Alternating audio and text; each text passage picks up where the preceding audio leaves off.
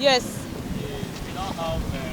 Strikes and reconciliation meetings are a recurring decimal in Nigeria's university system.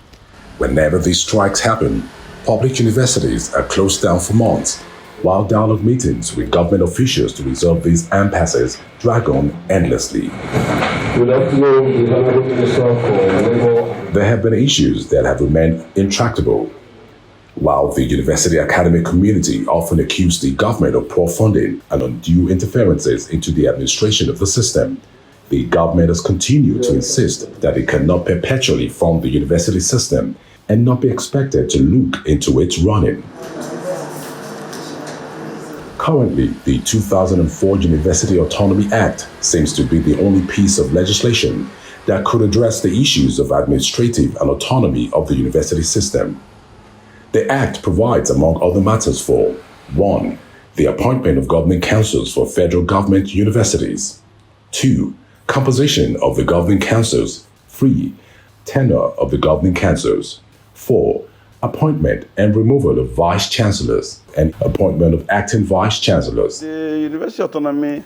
The former Minister of Labour and Employment also speaks to some other provisions of the Act and how its implementation can help to address the issues of funding in the university system. A lot of people don't know what is in that Act. By that Act, the universities' governing boards and their Senate and management are supposed to be independent. They have to take care of themselves. They generate their revenue and pay themselves. They generate their revenue, run their services. 80%, the government will subsidize 20% to assist them. That's what happens in other climes, where universities are left to operate on autonomy. Make no mistake about it, the TED Fund is already taking care of infrastructural development and some research in universities. For some individuals in the university system, the full implementation of the University Autonomy Act will help the institutions to rediscover themselves. University autonomy will help the universities to learn, unlearn, and relearn. They will define their core values, work on their core mandates, work on their budget, reward accordingly, can reprimand, and through their innovation and creativity, will be able to drive the wheel of what each and every university stands for. However, there are those who also believe that the implementation of the Act should be done in phases because of how it will impact the finances of parents and the universities themselves.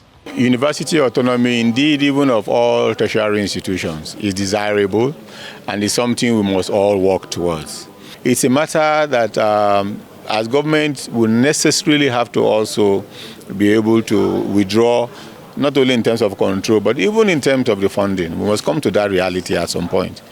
But again, it is something we should do in phases. Look at the interest of the public. The general interest is more important. Now, if you say, okay, university go autonomous.